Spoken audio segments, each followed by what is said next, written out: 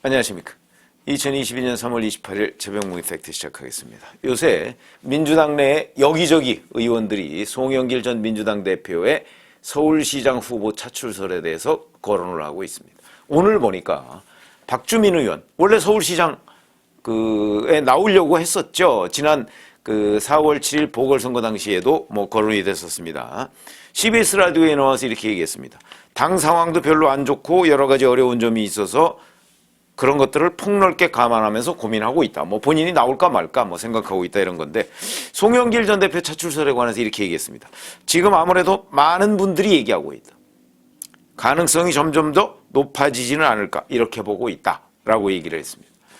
또 이용빈 의원이라는 사람이 있는 모양인데 아마 26일 날 블로그에다 이렇게 올렸습니다.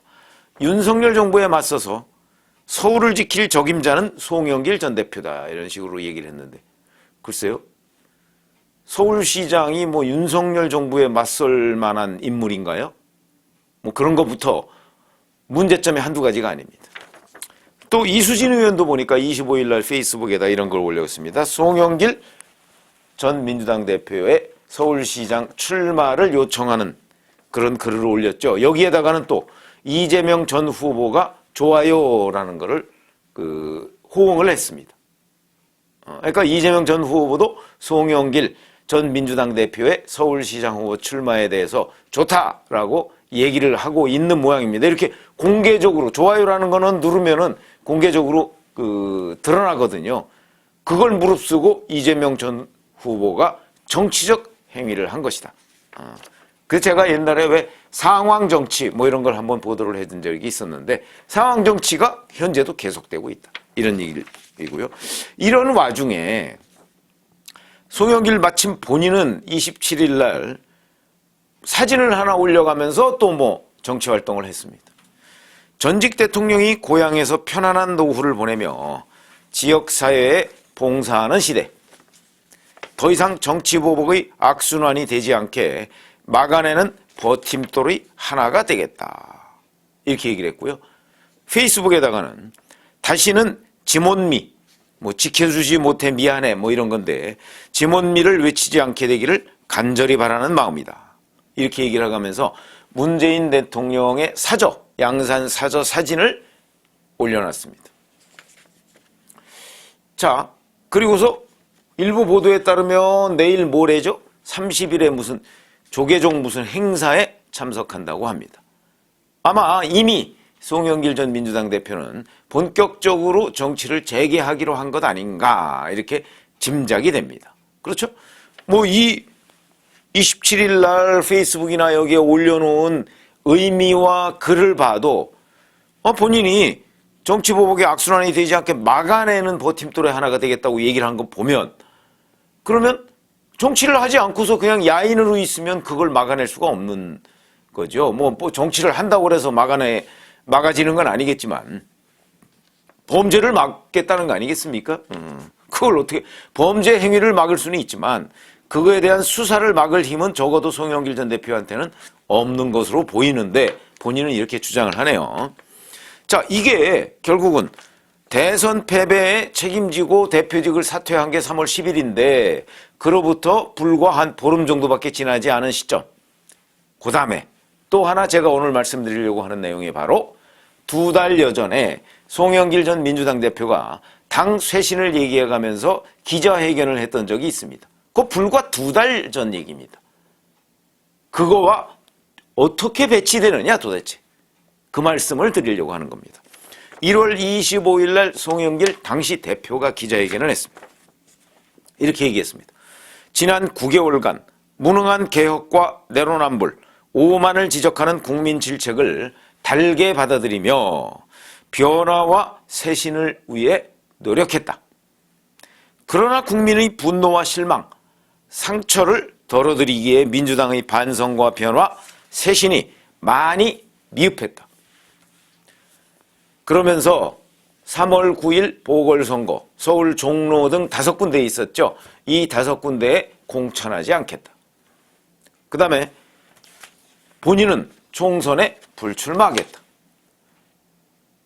젊은이들의 많은 공간을 넓혀주기 위해서 이런 주장을 했고요. 그 다음에 같은 지역구에 국회의원 연속 3선 초과 금지 조항, 이걸 제도화하겠다.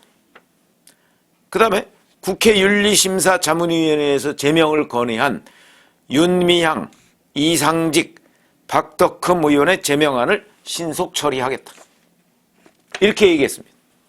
이 중에서 5곳 보선의 무공천, 요거만 했습니다. 나머지 뭐 본인 총선 불출마는 뭐 2년 뒤에 얘기니까 그건 어떻게 될지 모르겠고, 그 다음에 국회의원 3선 금지, 뭐 이것도 지금 뭐 감감무소식이고, 그 다음에 윤미향, 이상직 등 제명안 처리, 이건 더욱더 감감무소식이고. 그러면 자, 무능과 내로남불 이런 거에 대한 비판을 달게 받아서 민주당을 쇄신하겠다고 약속했던 불과 2달 전에, 기억이 생생한데 지금 본인은 이런 약속의 취지, 그건 결국 본인이 불출마하고 기득권을 내려놓겠다는 거 아니겠습니까? 그거와 완전히 정반대의 방향으로 지금 착착 포석을 하고 있다. 이거는 뭐냐? 내로남불이 아니고 송로남불이냐? 송영길이 하면 로맨스냐? 국민들은 그걸 알고 싶은 거 아니겠습니까? 그래서 우리가 이런 거 한번 생각해 보시죠. 작년 4월 7일 보궐선거가 왜 그렇게 참패했는가? 원래 민주당 당원에 보면요, 자기들로 인해서 보궐선거가 생기면 공천을 하지 않기로 했습니다. 지금 그 약속을 송영길 전 대표가 지킨 겁니다. 종로 이낙연 전 대표가 사퇴해서 생긴 보궐선거죠. 그렇지 않습니까? 그러니까 이런 데를, 그 다음에 뭐 경기도 안성 마찬가지입니다. 그렇게 되니까 이 사람들이 이제 드디어 과거에 뭐 정치개혁한다고 그러면서 약속했던 사항을 지키는구나 라고 했더니 웬걸 그걸 이낙연 당시 대표가 그 당원 자체를 당원을 바꾸지는 않고 그걸 무슨 뭐 전당원 투표인가 뭐 이런 방식으로 돌파해서 결국은 서울시장과 부산시장 보궐선거의 후보를 공천했습니다. 저는 서울시장, 부산시장 그 보궐선거에서 민주당이 참패한 하나의 원인이 바로 그런 것이다. 내로남불, 약속 안 지키기. 근데 그거를 송영길 대표가 1월 25일 날 약속을 했는데 그 약속, 무수히 많은 약속 중에 그 무공천만 지키고 나머지는 지금 하나도 안 지키고, 그리고 나서 그 핵심인 기득권 내려놓기, 이거를 지금 뒤집으려고 하고 있다. 이런 것이죠.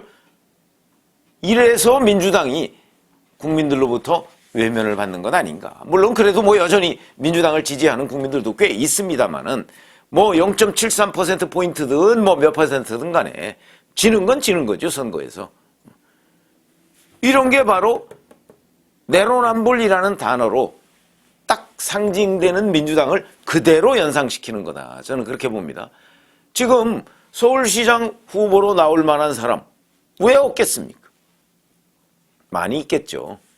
있는데도 불구하고 현직인 오세훈 서울시장을 꺾을 만한 사람이 마땅하지 않다라고 얘기하니까 지금 뭐 별별 백가쟁명식으로 민주당 내에서 후보 추천이 이루어지고 있고, 심지어는 송영길 전 대표한테 뭐 찾아가서 출마해 주십시오라고 요청하는 일까지 벌어졌습니다. 그런데 송영길 전 대표는 이에 대해서 나는 1월 25일 날 내가 이러이러한 국민과의 약속을 했기 때문에 나를 어디에 다시 정치에 복귀시키기 위한 이런 것들은 적절하지가 않다. 이러면 민주당이 또다시 내로남불이라는 지적을 피할 길이 없다. 이렇게 해야 되는 것 아닌가요? 그래야 민주당이 특히 송영길 전 대표가 그래야 민주당과 달리 송영길 전 대표는 그래도 약속을 지키네. 예를 들어서 이 약속했던 게 한 6개월 정도 지났다면 또 뭐 상황이 변화했으니까 혹시 모르겠다. 저는 이렇게 생각합니다. 정치라는 건 뭐 수시로 변하는 일이니까. 그러나 불과 2개월 됐습니다. 2개월 만에 많은 유권자들이 지금 기억하고 있는데 그걸 뒤집겠다? 지금 그거 아닙니까? 1월 25일이면 2, 3, 4, 5 딱 4개월 지나고서 지방선거가 있습니다. 그 4개월 전에 한 약속, 지금으로 따지면 2개월 전 약속, 이거를 깡그리 진 뭉개고 본인이 서울시장에, 물론 뭐 서울시장에 나오는 건 자유입니다.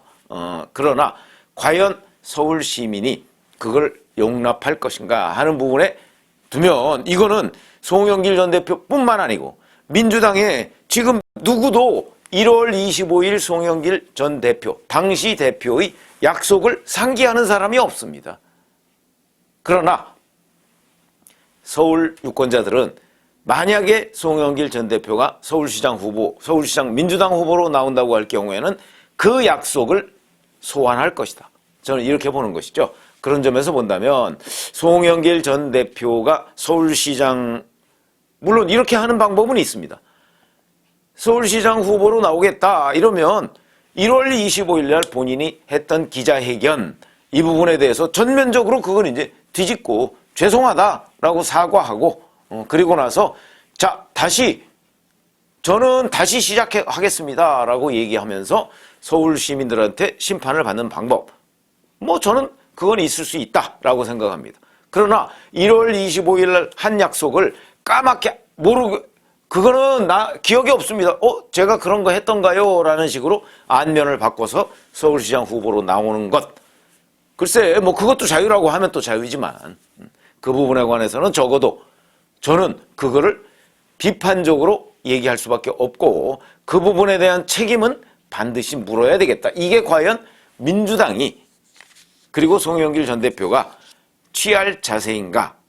저는 제가 보기에는 오히려 민주당 다른 뭐 신선한 다른 사람 이렇게 본인 스스로 2달 전에 뭐 책임이 있고 기득권을 내려놓겠다고 얘기한 그 사람이 아닌 이런 일에 책임이 없고 신선한 누군가가 나오면 오히려 더 도움이 되는 것 아닌가? 뭐 저는 그렇게 생각을 하는데 글쎄요. 제가 오늘 이제 송영길 전 대표의 서울시장 차출설에 대해서 본인은 물론이고 이걸 권유하는 많은 민주당 국회의원들이 집단 망각 상태에 빠진 것처럼 1월 25일 2달 전의 송영길 전 대표 약속을 아무도 거론하지 않고 있길래 제가 말씀을 드리는 겁니다.